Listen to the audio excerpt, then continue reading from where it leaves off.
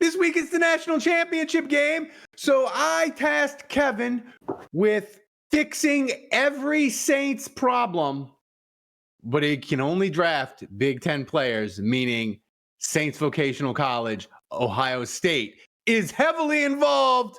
Thomas, hit that intro. Welcome to Saints Happy Hour Podcast. We never trade up.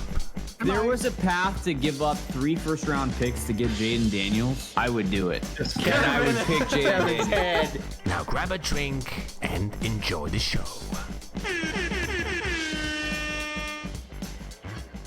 Everybody, welcome to another edition of Saints Happy Hour Podcast. As always, we are brought to you by Hardhide Ponchatoula Strawberry Whiskey.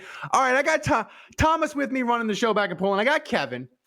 And listen, we're going to put the Saints coaching search stuff aside this because they got interviews and all that, and we don't know that they're not going to hire anybody. They're not going to announce a hire anytime soon. We're all right. That's right. So what I said, we and Kevin were kicking around ideas, and Kevin said, throw me a mock draft curveball that I can do assignment. So I thought about it. I said, the national championship is Monday. Yeah. I said, Kevin, give me a draft. Give me a 4-round draft, no trades, but you can only pick Big Ten players. Because when you say you can only pick Big Ten players, I assume that Kevin's going to gravitate towards Ohio State. And if you're a Saints fan and you're watching this, thanks for finding us on YouTube. Leave a comment if you can. You know that Saints love Ohio State. They draft players all the time. So Kevin's going to do this mock draft. He's probably going to have a bunch of Ohio State players in it. You could watch them in the championship, be like, "Ooh, I don't like that guy. That guy Kevin said he was good. He wasn't any good." Or you could be like, "Oh, that name, I recognize that name. Kevin mentioned him. He looks awesome. Yes, the Saints should draft him in the 3rd round like Kevin did." So that's what we're going to do. Give you a little reason to watch the national championship, scout some Saints players. So Kevin, are you ready to do an all Big Ten Saints mock draft? No trades. No trades. That was the other thing you told me. You told me no trades. I said, all right, fine, no trades. That's the other thing. We'll get into trades. We'll as we get closer to the draft, and once the Saints get a head coach and we get into the draft process and all that, then we'll start doing mock drafts where you can trade and accumulate picks. Don't worry, folks. We will do an episode where I am allowed to trade as many times as I want, and I can assure you, I don't know if Tomas has the bandwidth to upload that episode to YouTube. Okay? We'll do like a 3-part, 7-hour podcast. Also, I thought of another funny mock draft you could do. You could do the we're gonna fire Mickey Loomis and Occupy Airline and burn it to the ground, where you trade up a bunch of times and infuriate everyone. But that's for a later date. Solve your problems with aggression. So today, Trey, I said 4-round mock draft, only Big Ten players. Kevin, big picture real quick before we start doing the picks. Yeah. The Big Ten, do they have enough quality to have a good draft and do what you wanted to do for the Saints? Or what were you like, I want this, and they don't have a lot of receivers? Or were you pleasantly surprised, like, nope, I can get anything I want in the Big Ten? So you can get the way that the drafts. I've done hundreds of mock drafts and going back to, I don't know. I honestly don't know when I started doing the mock drafts this past season. I know I've done hundreds, and other people have done many in the Kevin Does Mock Drafts channel on our Discord, which you can access if you're a member. I'll throw that plug out there again. Mm-hmm. And I have seen and experienced enough times where you can get Big Ten players at just about every position the Saints need in certain spots. So if you say, I'll take an edge guy here, well, you'll miss out on getting wide receivers that'll be available from the Big Ten by the time you get that next pick. So if you're focused on just Big Ten and you want to make sure you fill all those slots with either quality or quantity, you have to be very judicious and careful about how you pick and when.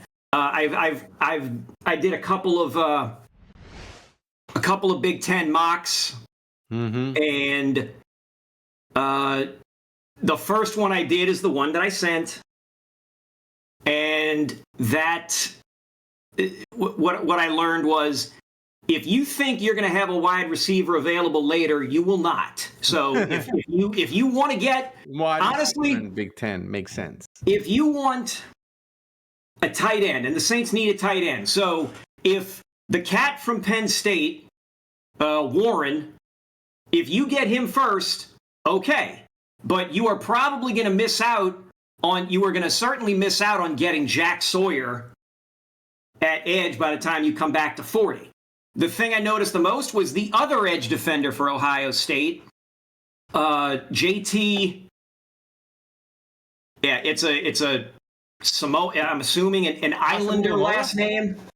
Yeah, but he's almost always available at 40.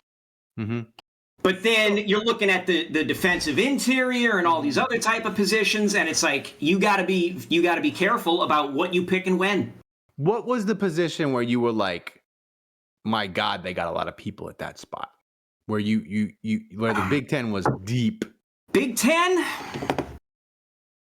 I'd say halfback. Yeah. Halfback and safety. Yeah. Halfback. Safety, I would almost say safety first. Safety first. Safety, then halfback. And it's like you shake a stick at those. Like you just, you do this gimmick right here. Look, oh my God, there's 20 of them. Like that. Yeah, halfback is going to be a really interesting position now that you have NIL, because you had two running backs, I forget their names, but two like really high rated running backs that were like, yeah, I'm coming back for my senior year and because I'm going to make $3 million, which in the NFL, if I get picked in the third round, that's what I'll make on my 4-year contract in the NFL. I'm just going to stick it out and make $3 million. It used to be, as a running back, you had to get to the NFL as soon as possible because your first contract, you probably weren't going to be picked in the first round, right? So you had to get to the league, get that contract done, the first contract done as soon as possible, and get your one chance at a payday. But now, if you're in college and you're a junior and you're playing at one of these big schools and they're like, hey, we got a booster, we got an NIL fund, we're going to pay you $3.5 million, maybe you'd be like, I'll stay in my senior year. I'm going to make $4 million. Right. If you're really, really good, why wouldn't an NIL pay you $5 million? So you're like, I'm going to make more money this year than I am going to make my first 4 years in the NFL. Why would I go? So I wonder if that's going to really squeeze and make it harder to get a running back in the NFL. But that's something to look at. So your first pick, Saints pick 9. Right. The other thing about the doing the mocks with the Big Ten is I'm looking 1, 2, 3. There's potentially 4 players that could be taken in the top 8 that are from the Big Ten, and some of those guys have the potential. A lot of things gotta fall right in order for one of them, well, 3 in particular, to fall to number 9. And that is exactly what happened in this scenario. Oh, you had options at 9. I had options, but because I was saying earlier, if you pick a certain position now, later you're struggling. Later you won't have the option. The pickings for something else are going to be even slimmer. Yeah. Whereas, and I'll explain it after I announce this first pick. So, do you want to hit the bell here? Yes, sir. The pick is in. Yes, there we. Sorry. With the 9th overall pick in the 2025 Saints mock draft, the Saints select defensive interior lineman Mason Graham from Michigan. See, this is a guy, Mason Graham, kind of been earmarked to the Saints in a lot of drafts. I see you in the mock draft channel. By the way, if you're watching this on YouTube, become a patron at Saints Happy Hour, and you can get access to our Discord where Kevin and all the mock draftnik people are going crazy. They're doing mocks. Everybody's doing them. They're posting them. It's great fun in that channel. Mason Graham, he's kind of been earmarked to the Saints. Before you get to your thoughts on him and what you could have done, I'll say this. I really like this pick, and I like it even more now because it came out this week in a Sports Illustrated article. Cam Jordan was very negative towards ex-Saints defensive line coach Todd Graham. He's like, this dude wasn't teaching technique, wasn't worrying about technique. It was terrible. I didn't like him. It wasn't the best. Brian Young came back in, got us focused on technique, got us focused on other things, and we did better. And it got me thinking, Kevin, you get a good defensive line coach like Ryan Nielsen used to be with the Saints. Then you have Mason Graham, a young guy. You have Brian Bresee, maybe a good defensive line coach that coach technique. Maybe he could help Bresee fix his run defense. Maybe he could get something out of Foskey, who's been a bust up until now. Yeah. And I know a lot of people will say, well, guy's on a milk carton. Foskey's a complete bust. No coach is going to fix him. That's what we said about Zach Bond. And he's all pro. So, like, coaching matters a lot. So I like this pick, especially when the Saints will have a new defensive line coach, is what I'm saying. Yeah. My other option here, and this goes in, again, goes into what I was saying. I had the option to take the tight end from Penn State. What the hell's his name? Warren. Tyler Warren. Everybody rants and raves about him. He's shot up the board. Like, he's gone from being late first round to possibly mid first round. Yeah. And everybody loves him. Yeah. Look, if the Saints drafted him at 9 and chose not to trade down, and he was the best, like, if the other defensive players, like if Abdul Carter's gone, if Graham's gone, if, say, Johnson, the corner is gone, and it comes down to Ty Warren or even this other guy who went before Mason Graham from Ohio State, Emeka Egbuka, the wide receiver, I would still be happy with them taking Ty Warren. Yeah, I think the difficulty for the Saints becomes if Carter is there. If Carter is there, I have the guy at the threshold ready to run out and make the thing. Except I have my stopwatch is set and I've got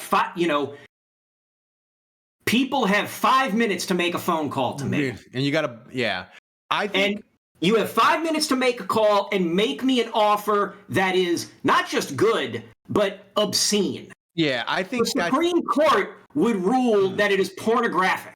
Yeah, that's the sort of trade offer that I'm going to need. Otherwise, I'm racing to the podium and I am throwing myself into it to announce Abdul Carter. I mean, if Carter's there at 9, knowing what I know about the Saints and their love of Raz and different things, I don't think they could move. I think it would just be damn like if the Saints moved off of pick 9 when Abdul Carter was there, and I wouldn't even need to see the offer of what they got to move down. I would know it had been ridiculous. Even if it's only like 5 spots, I'll be sad that they wouldn't get Carter, but I'd also be like, I know Mickey Loomis squeezed somebody for something, and me and you would be ridiculously excited. But the next pick, now that you fixed, you got interior. What was your next pick that you went? So the next pick, the pick is in, Tomas. With the 40th overall pick in the second round, the New Orleans Saints select JT Tuomalo. I've butchered that name, from Ohio State, edge defender. Yeah. So this should be 2 starters for the defensive line here. Yeah, listen, the defensive line sucks. And hearing the thing about Graham, it makes me a little bit more optimistic. but not that much more optimistic. You need bodies up in here for this defensive line. Yeah. And the thing is with the Saints, Kevin, is I know I limited you to no trade, so this is going to sound strange, Yeah. but I do really think the Saints, the biggest problem with their drafts has not been the fact that they've missed on guys, because everybody misses. The problem is when you're only picking 5 guys for an entire draft, Or 6, 5 or 6. 5 or 6, you can't have Foskey not play and Right. Miller being hurt. It Right. just you can't have it. You Right. look at the Rams, what the Rams have done the last 2 years. They were notoriously of fuck them picks. Like that was their ethos. They printed out t-shirts. But the last 2 years, they picked 25 guys. And everybody's like, their drafts are awesome. And they have been. They hit on a ridiculous amount of the defensive line. But they also have a bunch of guys, Stetson Bennett, like quarterback. They have a bunch of picks that are like not that great. But it doesn't matter because you picked 25 guys. I think it was the last year they finally had a pick in the first round. Prior to that, they had gone like I think 7 or 8 seasons. Yeah. Without a first round pick. And people were throwing in our Discord, again, you can sign up for that. People were throwing compliments about, oh man, the Rams have drafted so well, like despite da-da-da-da.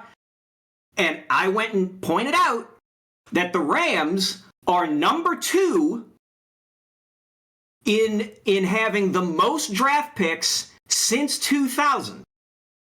And then somebody said, well, how many have they had over that stretch when they didn't have any first-round picks?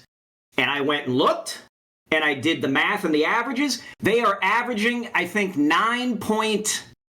9.6 picks per draft in those years where they did not have a first-round pick. Yeah. Yeah. 9 point something picks. So the Saints, who currently have 9, need to actually, wait a minute. No, they currently have 10. Sorry. Mm-hmm. They currently have 10. They can either stand pat, which is fine by me, or try and get more. But they need to have a couple of seasons where they have more than your standard 7. The Saints have just been atrocious. Yeah. It's one thing. It's one thing when you have a once in a generation talent at quarterback who elevates everybody else, and you somehow snag these other players that elevate their own game or become good or good initially coming out the chute. But when you have average, mid at certain spots, and you're picking 5 or 6 guys per draft, it's not going to work. Well, it's not going to work. And here's the thing that the Rams did, and I want you to talk about JT from Ohio State. But this is the thing this is the thing that I give the besides the Rams, and I hate the Rams, by the way. The thing I give them the most credit for, besides accumulating a lot of picks, is the Rams. They won the Super Bowl with Matt Stafford. They sucked in 2022 and went like whatever. As soon as they won that Super Bowl, they were like, party's over. Eat our cap. We don't have any first round picks, so we have to draft a ton of guys. And they pivoted real quick. And that's the thing the Saints didn't do. The Saints have kind of been stretching it out, trying to squeeze one more year. This will be the year. We'll put it all together. We'll get one more good year out of these old guys. One more year. And now the bottom's falling out. But that's my credit to the Rams. This guy from Ohio State, what's his biggest strength? What when you look at his grade? Brother, I want you to guess the number of sacks he's had this season. His senior year. 5? Higher, Bob. 10? Higher, Bob. 15? Slightly lower, Bob. 12 and a half? He's had 14 sacks. Wow. Why is he going that low? That's more than his previous 2 seasons combined. Oh, okay, he's a 1-year player. That's a little scary. But No. He played full seasons as a junior and a sophomore. It's just that he suddenly, as a senior, like shit just clicked. Yeah, Like this isn't a case of oh, he was limited, he only played like half the snaps or whatever. No. He was playing full seasons, and then finally this season everything went right. It was either a case of the other people with him finally started clicking, or the team, But this guy just it all came together. My thing with, as a senior. My thing, and before we get to the next week, my thing about the Ohio State club players that makes me very comfortable with you taking them is the Saints' track record with Ohio. When they pick Ohio State players, whether they traded up for them like Von Bell, whether they just took them like Michael Thomas, or traded up for a lot of like the Saints, Will Smith, way back when. Like, they don't have a track record of many of them being like, that was a disaster. Oh my God. And the Saints need rookies that can come in and like play. Even if they struggle, we need them to play. Like, that's the biggest problem with these draft picks is like, it would be one thing, Kevin, if Foskey had played for 2 years and we're like, that dude has played 80% of the snaps and he has 3 sacks. Well, then at least you could be like, if you wanted to be Mr. Positive like me, you could be like, well, it takes a little while for a defensive lineman to come. Maybe he's like Trey Hendrickson, year 3, year 4, he's going to break out. But he hasn't played at all. So I like the fact that these Ohio State players, I like the fact when you have the Saints picking them, they feel like safe style. I don't know what the description would be. Like it's like a blue chip stock. It's like IBM. IBM's never gonna have a crash where you're gonna be like, IBM, it was worth $800 yesterday. Today it's worth 40 cents. Like, well, you wait till they start throwing money into AI, and then we'll see what happens there. It's never like that. So those Ohio State picks, they feel safe. So what's next, Kevin? Okay, so this is where things start to. This is where the Big Ten confinement get you starts to take hold. Because listen, I get an edge defender and I get an interior defensive tackle. That's what 2 of the positions that the Saints really need. Mm-hmm. Those are 2 must-haves early on. Typically, if I've gotten those 2, I'm either looking at tight end or I'm looking at wide receiver. Mm-hmm. Or maybe I'm looking at guard by the time that, hang on, let me make sure I've got this pulled up on my phone so I'm not, by pick 71. So pick 71 rolls around. Not the high needs that I'm looking for, but still a need. And this is where the depth of the Big Ten that I mentioned earlier comes into play. So the pick is in, Tomas. Here we go. With the 71st overall pick, the Saints in their mock draft select safety Lathan Ransom of Ohio State. Man, I like that. So the Saints get another guy that should be a starter or fighting to be a starter. He's a 6'1" safety. Mm-hmm. 61 tackles as a senior. All right. He's got 61 really nice tackles as a senior. He's got really nice hair too. Like really nice hair. He according to the PFF people, very high grade on run defense. Mm-hmm. Coverage grade seems a little bit mid, but he's played all 14 games, and he's versatile. Mm-hmm. Put him in pass coverage, put him in run defense, and that's the kind of guy that the Saints need. The Saints need defensive starters. Yeah. So yeah. And he has the size in other scouting reports. Look, he has the size to sort of play the big nickel role where he can, guard tight ends and running backs out of the backfield. And listen, in coverage now, me and Kevin aren't gonna pretend to be like tape eaters, I've never once claimed to be a tape eater. But I never will claim to be a tape eater. If you ever hear me say I'm a tape eater, I am lying to you. But here's the thing that I will tell you.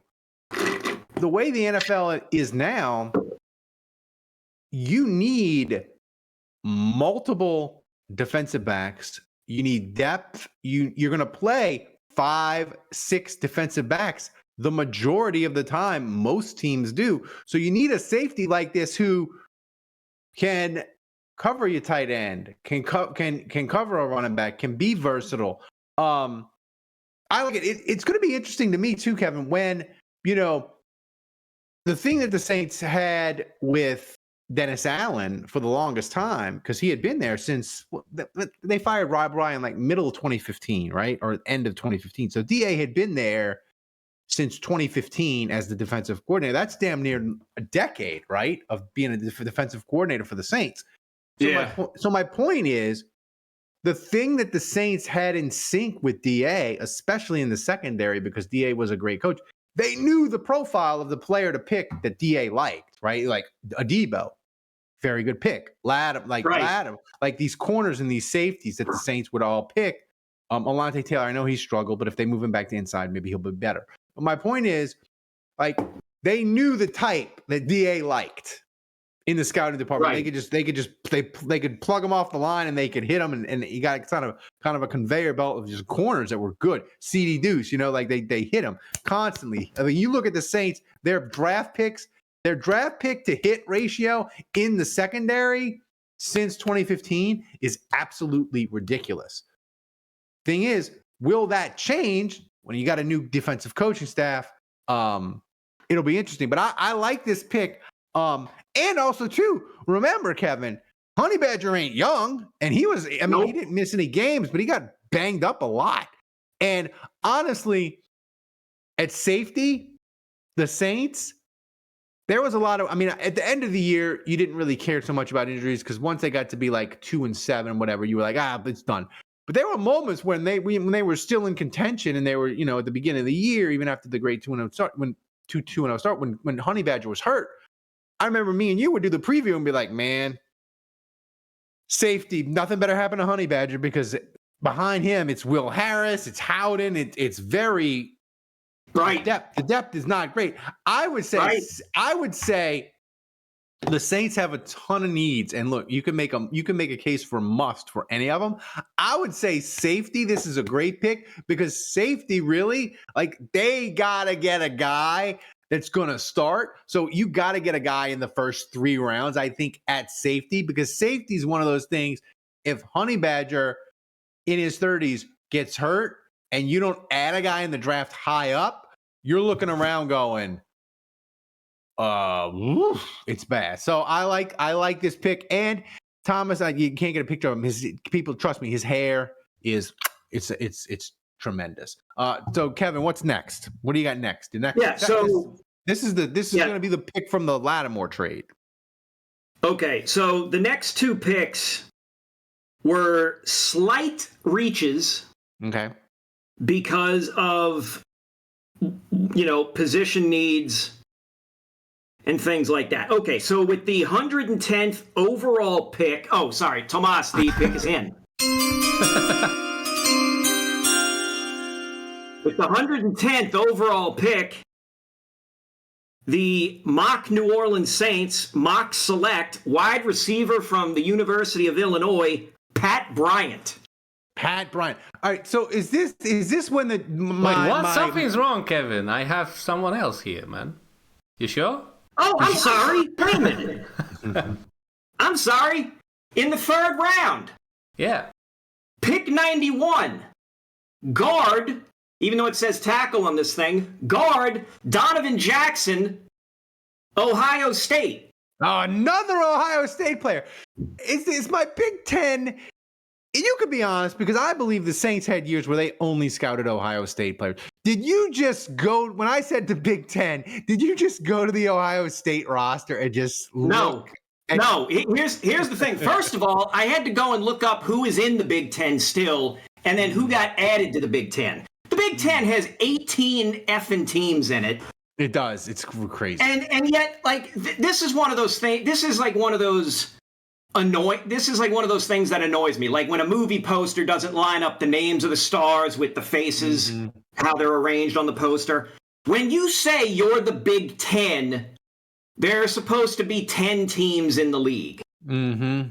When you say you're the Big 12, there's supposed to be 12 teams, or the Pac-12, or the Pac-10, or whatever.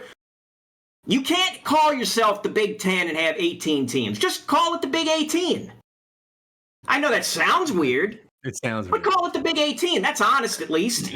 Yeah. So I had to look and make sure, anytime I saw, if I saw a USC player, I had to remember, wait a minute. USC's in the Big Ten now, right? Yeah, okay, yeah, USC's in, UCLA's in, Minnesota's still in, right? They didn't jump. All these other things. Rutgers is in the Big Ten. That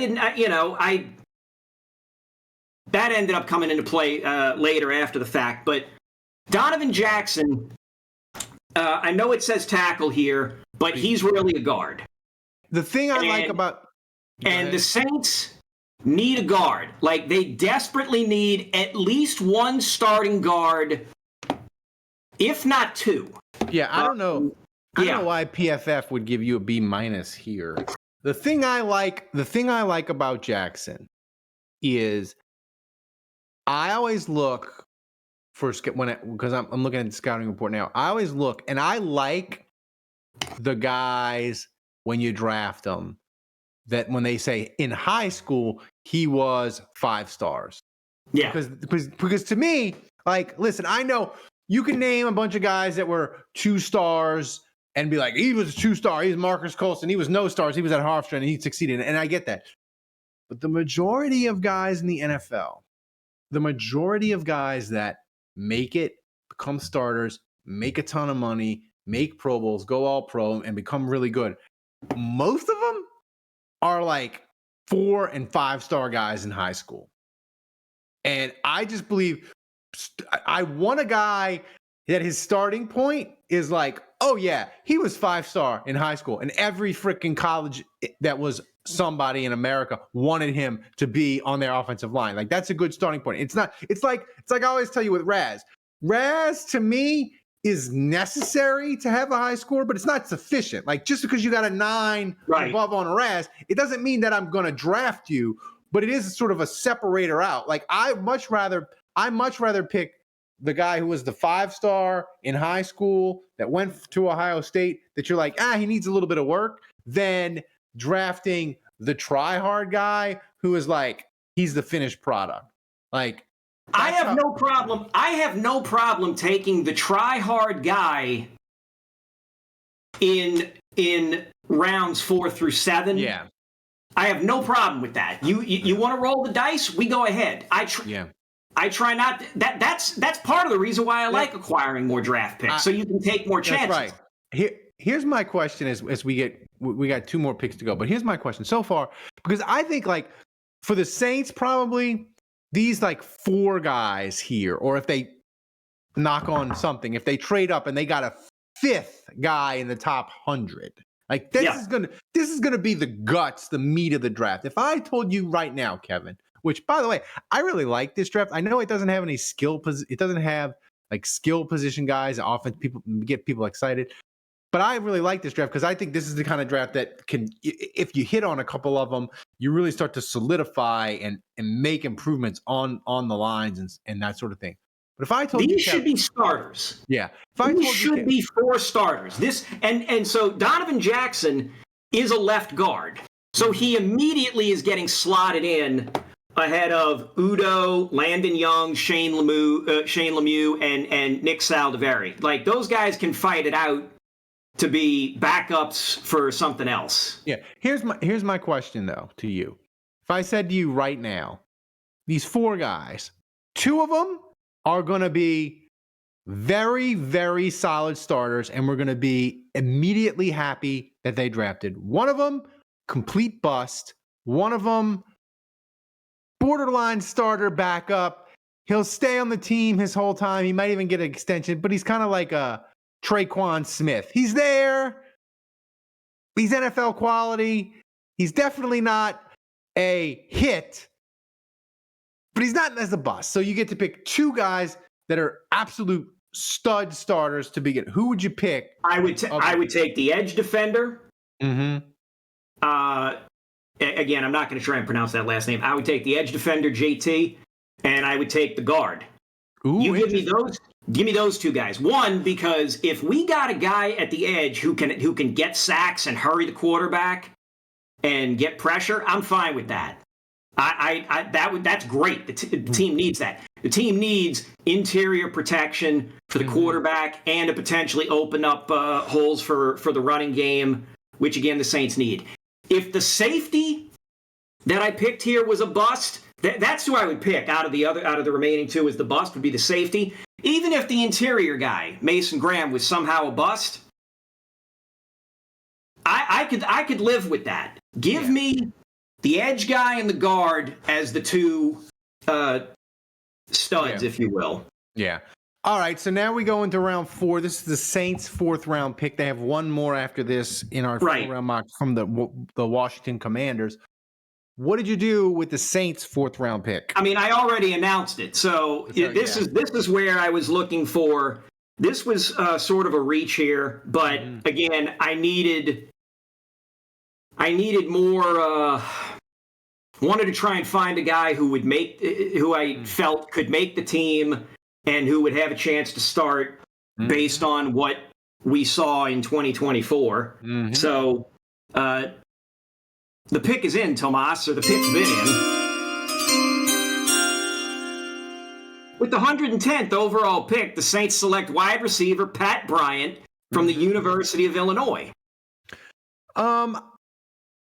Sneaky need for the Saints, I think. I don't know nothing sneaky about that shit. The Saints really need a wide receiver.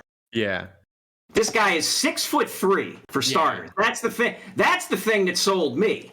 Yeah. Give me a big, tall guy who will go take snaps and potentially draw attention. He only had 54 catches, but he had 10 touchdowns. Yeah, and the thing that I like about him is, like you said, the size. And I like the theory, and it's a bunch of different people, not just one talking head, but a bunch of different have a theory of, like, for wide receiver, your wide receiver group, it needs to be like a basketball team. You need to have like big, like a basketball team. You got your center, your forwards, your guards, and like the Saints, they need receiver help because, to me, Olave, his concussion issue is serious. I know he was cleared to play. He's on the right track. You don't know how he's going to bounce back. And even Shaheed, like, he's been great as a deep threat. He's been fun as a UDFA. But Kevin, you don't know, like, that knee surgery, you don't know. He might come back and never be the same. So you might be really struggling at receiver again. But the thing that I like about this pick is if he comes in, and he doesn't need to be great, but if you get a break and you have Olave back as your number ones, you have Shaheed as your speed guy, but Bryant can be your big, tall, sort of Marcus Colston possession guy, go over the middle, take those hits, and you can sort of play Olave maybe in a different way to sort of protect him and keep him healthier, where you're like, Crystalina, don't worry about going over the middle and taking too much shots. We got Pat Bryant for that. He's got the size, and I like this. I like it. It fills out the receiver room. But again, Kevin, it just goes to show you, like, the Saints roster is so devoid of talent. Every pick you have made here, either you or me are like, God damn, they need that bad. Like, there's no area of strength on the Saints team anymore. No. And that's both it's the blessing and the curse. It's the blessing in that, well, look, you can justify, you can try and justify picking any position and say, look, they need this. They need this. If they don't get this position now, going to be difficult finding the right guy later. Or you can say, the curse of it is, well, shoot, we need we need a high-end this more so than we need a high-end this. Then it becomes into, semantics of, well, do we take the highly valued edge rusher, or do we take the highly valued wide receiver, or do we take the highly valued tight end, so on and so forth down the line. Yeah, and the interesting thing is, and I see it every year on Twitter with people, is that during the year and before the draft, before people start diving into the draft, they're always like, oh yeah, trade down. It's absolutely, you got to trade. You got to get more picks. But then as draft season nears, people get draft crushes and they start, and I'm guilty, and I can be guilty of it time too. You see the bowl games, you see these players, you're going to see Warren from Penn State, Carter from Penn State. You're going to see these players from Ohio State that Kevin talked about. Yeah, you're going to see Jack Sawyer, you're going to see Jack Sawyer, and people become enamored with them, and they say, and I argue with them, and I said this now, and I'll keep saying it. There is no player in this draft the Saints should trade a future asset to get. Not a one. And people, well, the Saints drafting is terrible, and you gotta get an elite pass rusher. That's where you start. And I'm like, it doesn't matter. Like, the Saints need bodies. But before we get to our last pick, this is what I want to ask you, Kevin. As you said you've done hundreds of mock drafts, and the thing that I always like, as you do the mock draft, you get all this great knowledge on these players. But one thing that I really love the last couple of years is, as you've been able to do this mock draft on a 10,000-foot level, ideally, like if Mickey Loomis did what we've been begging him to do and got extra picks, look, at more extra picks wherever they are, we'll take them. Yeah. We're not gonna be like, hey, Mickey Loomis, you got us 2 extra 5s. That's not good enough, buddy. No. We'll take them and we'll be happy. But where in this draft do you feel like the talent sort of really begins to slide? And if I said Mickey could get you, like, ideally, where would you want those extra picks? Like, what's the cutoff where you would feel really good about the extra picks? Whereas if they're later, you still feel great. You're like, hey, Mickey, instead of picking 9 guys, you picked 11 and you got an extra 6 and a 7. But where's that point in the draft where the talent starts to fall off and you would love the extra picks to be before that sort of delineation point, if that makes sense? I am, and again, I'll shoot straight on this one. I am primarily talking out of my ass on this one. Yeah. It feels like anything above, if we can get an extra 4th rounder, or if we could get an extra 4th and a 5th, that would be great. If we got 2 6ths, so I it's that double 5th that you threw out there that's got me teetering. I think, and I say that as, look, I've run mock draft trades here where I'm able to get what amounts to robbery for the 9th pick. I'm able to get somewhere. I'm able to get another pick in the 40s, or I'm able to get something in the 50s, and then the 80s, and then like in the 120s for that 9th pick. It's just how. So I'm used to getting a haul, and I still think the numbers on that. I think it's Walter Football that has the chart, the conversion chart, the number of points that each pick is worth. Yeah, and so I think if the Saints got 2 or 3 picks, I would want one of them would have to be at minimum top 80. Like, if you're swapping picks in the first round, then you need something in the top. You need another one in the top 80, and then something in the top 140.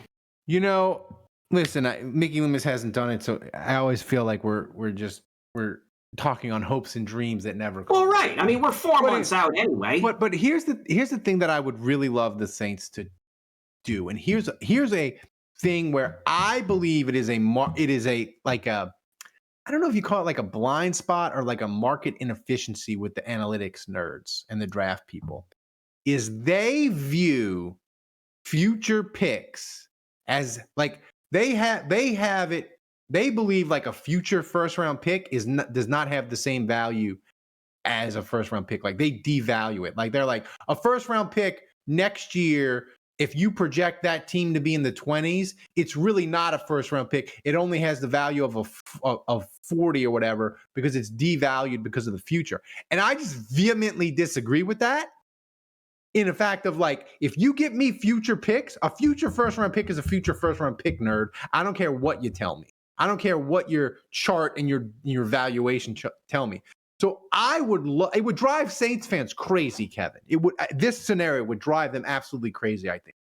But if Loomis would trade and like swap with a team and move down into the 20s from like 9 to 20, and they announce the trade and it's like, oh, the Saints, they got a 2026 first and a 2026 third and an extra fourth this year. It would freak people out that the assets are in the future, I think. But to me, the Saints are in such a spot with this garbage roster that me and you have been talking about. Like this is a multi-year project. So if a team would be like, hey, Mickey, I'll give you more stuff to move down, but it's got to be in the future. I would hope the Saints would really consider that because it's a multi-year project. We're not we're trying to win a Super Bowl with Drew anymore. Future assets don't really help us in this endeavor. Now, yes. Oh, team that wants to give me, instead of giving me 2 picks now, you'll give me 3 picks, but they'll be in the future. I'll do that. I just hope the Saints will consider that. They'll get crushed by the nerds. They'll get crushed by the analytics people for taking future assets that aren't as valuable. But I think that's a way that they should. Kevin, I would be just as excited if they traded down and got more assets in the future as if they got picks this year. Are you going to disagree? The Saints have 7 picks in 2026, or projected to have 7 picks in 2026 and 7 picks in 2027. They need this team needs to have a minimum of 9 picks for the next 3 years. A minimum of 9. So you want to give me more right now, so that way, like let's say the Saints somehow get an additional first or a future second and a third, and then this year it's like, well, we're going to do a pick swap and you'll get a fourth or something this year. Okay, I can deal with that, because then the following season, 2026, is like, hang on, we're playing with 2 first-round picks. Yeah. That means you could potentially trade one of them and get more for that year, or trade, and do the same thing where it's like you're balancing out the sheet, and you're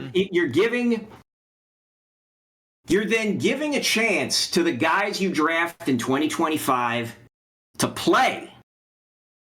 And then you go into 2026 saying, how did these guys do all these holes that we had to fill entering the 2025 draft? Which ones did we fill? Which ones are we comfortable enough saying, okay, that's taken care of? Now with 2026, if we're sitting there with 9 picks in 2026, what can we fire the gun at to try and correct? Yeah, and also, too, I just think, to me, but obviously we want to have the Saints, if they hire a great coach and they turn around it quick and they have a great draft and they get back in the playoff hunt, that would be amazing for 2025. Look, we're all for it. But I think, besides that, the thing that I want most at the end of the 2025 season is for me and you, when we're doing these mock drafts again the next offseason, for me and you to be arguing over these 5, 6, 7 draft picks at the same time. They all played, and me and you were like, and I'm arguing with you when you pick a wide receiver, and I'm like, well, I think Bryant, he caught 26 passes. I don't know that they need a receiver. He played pretty good at the end of the year, Kevin. And you're like, I don't know.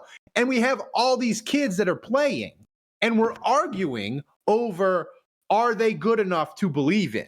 Whereas right now, you can't believe in Foskey. You can't believe in Miller. You can't believe in Saldivari because none of them play. Do you understand what I'm saying? Right.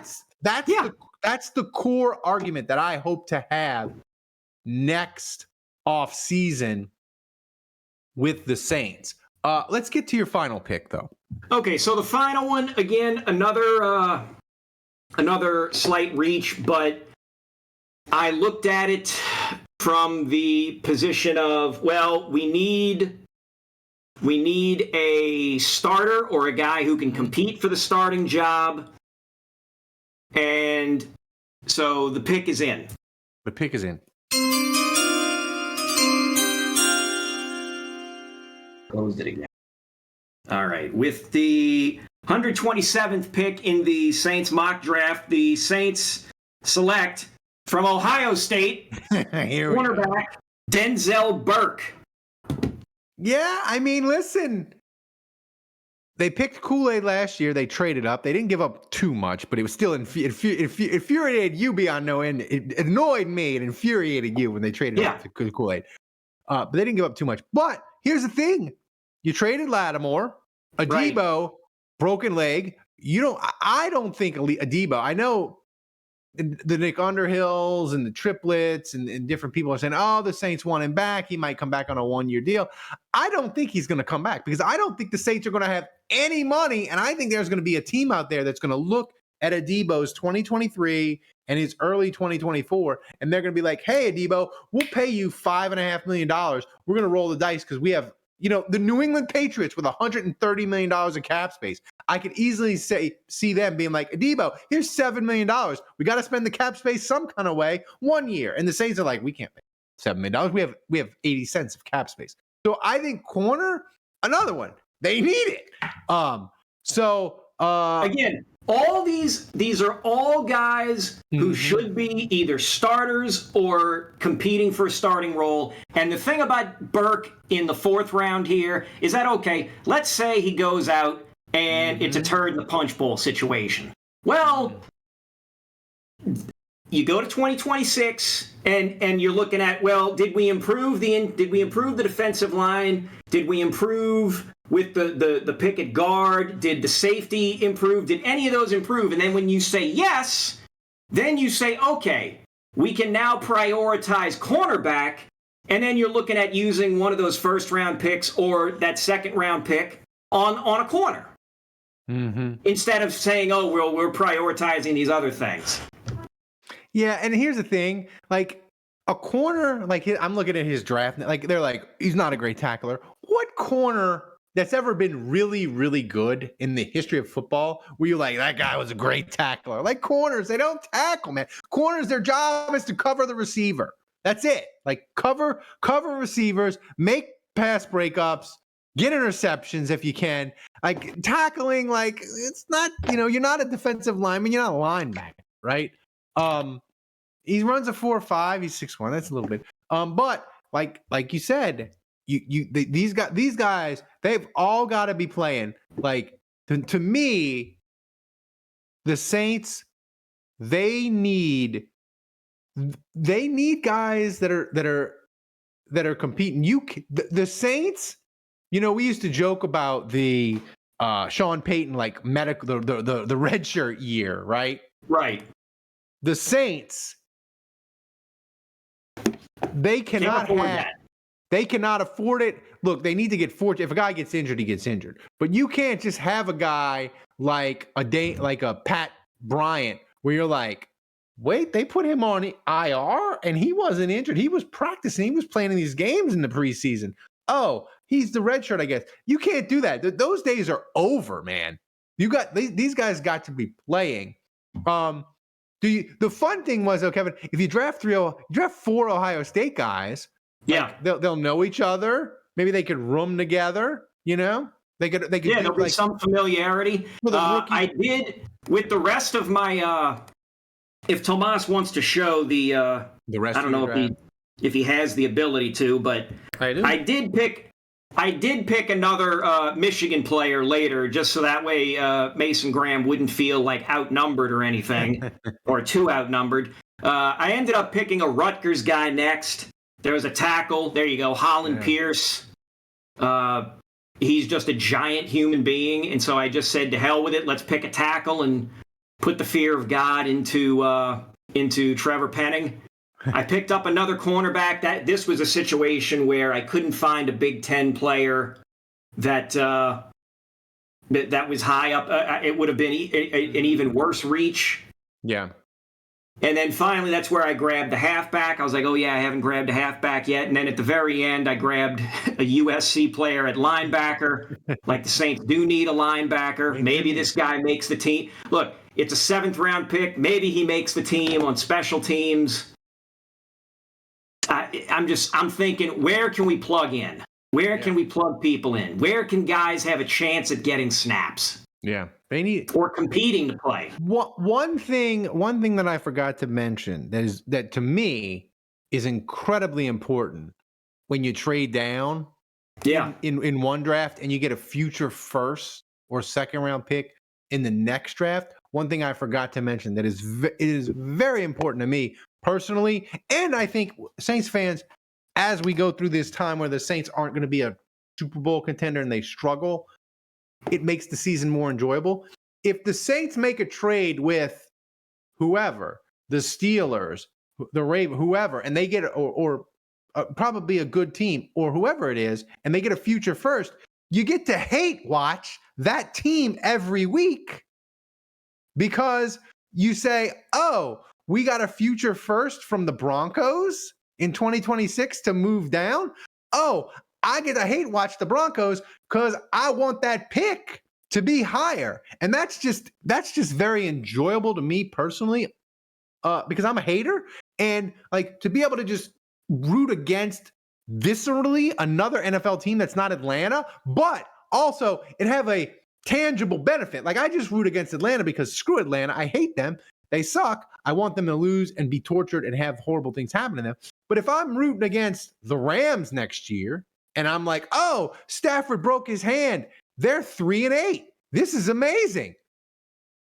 It's a benefit for the Saints long term. So it makes my season more enjoyable. So that's another reason to Kevin, for me personally, to enjoy the Saints getting a future draft pick, high pick from a team I can hate watch that team and hope their pick is better. Do you have anything? Well said. Like, I don't know what you want me to tell you after that. Like, you just opined, and I'm just like, okay, yeah. Yeah, I wonder when you final thing, and then we'll get out of here. When you look at this draft, is there a player? We mentioned Carter would be like really hard for the Saints to not turn in the card. But is there another player that you look at the top of the draft where you're like, man, if he fell to 9, it's got to be kind of realistic, right? We know like the Colorado kid that won the Heisman, he's not going to fall to 9. Like, but is there a realistic guy when you do these mocks that if he fell to 9, you feel like Mickey Loomis's phone would be melting down from teams that would be like, we want to do this deal. We can't believe this player fell to 9. Mickey, we want to do the deal. Is there any player that you think might fit that bill for the Saints? See, so Will Campbell is the highest rated tackle. Yeah. In the draft. Mm-hmm. I'm thinking, Will Campbell is probably going to might be there at 9. Mm-hmm. So if there's a team that needs like that kind of line help, in the same, but then again, Will Campbell also projects to be a guard in the NFL, yes, which again the Saints need. So yeah, if somebody wants to call and make a huge offer, okay, fine. But in terms of other guys, There's not. I really just think you're looking at that at Abdul Carter and that kid from Arizona, McMillan, who's 6'5". Yeah. Like that. Like that's about it. See, ideally, what you would to me, McMillan is the one. Like if McMillan was there at 9, I know it would be really tempting for the Saints to take him, but I could see a team like Denver, or maybe not Pittsburgh because they have quarterback issues, but I could see a team like Denver, or a team that needed a receiver, willing to do the Julio Jones deal that Atlanta did way back when with Cleveland, and they would say McMillan is our guy. Like I could totally see Sean Payton being like, I got Bo Nix.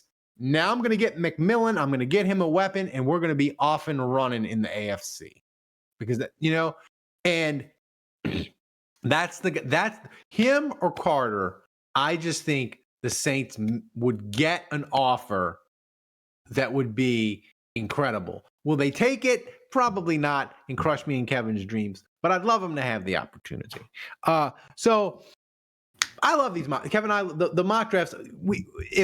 It's very hard for me not to do them every week. I love sitting and talking to you about the mock draft because I'm not a big mock draft guy anymore. So I don't sort of learn the players until right around draft time. I used to buy the Mike Detillier book and Mel Kiper, and I used to do all the research. Now I don't do it as much. So these mock drafts that I do with you is kind of like my learning of the draft. So I love them, and I'm always out of the pull back the temptation to not do them every week because it's so fun because the draft is in May. We got a long way to go. We could do these every week. But I really love this one, and I hope people are watching the national championship game with all these Ohio State players. And when they're making plays, because I think they're gonna boat race Notre Dame. When they make plays, you could say, Kevin, the corner and the guard, they were doing stuff. So, Kevin, I love these mock drafts. You're who you pulling for on the national championship? I'll still pull for Notre Dame. Like I had an affinity for them in grade school and high school and college, so I'll still pull for them, even if their quarterback seems a little like odd. Yeah, there we go. Even if the quarterback seems a little odd. I don't like Ohio State, so I hope I'm rooting for. I like Notre Dame's coach, so I'm rooting for them. But I think Ohio State is going to boat race. Yeah, he didn't get any student staffers killed, so it's easy to root for the Notre Dame coach. God, wait, whatever happened to that asshole, huh? He's coaching my college team into oblivion and boredom. It's $100 million for 8-4 as far as the eye can see. It's delightful. So anyway, guys, thanks for joining us. Leave a comment. It's a great way to help us with the YouTube algorithm, and it doesn't cost you anything. If you loved what you see, go to patreon.com/Saints Happy Hour. Check us out. We have all kinds of content for patrons only. Join us. You'll love us. I promise. So for Kevin, for Thomas, back in Poland, running the show, the best producer on earth, I'm Ralph. Thanks for joining us. Until next time, the bar is closed.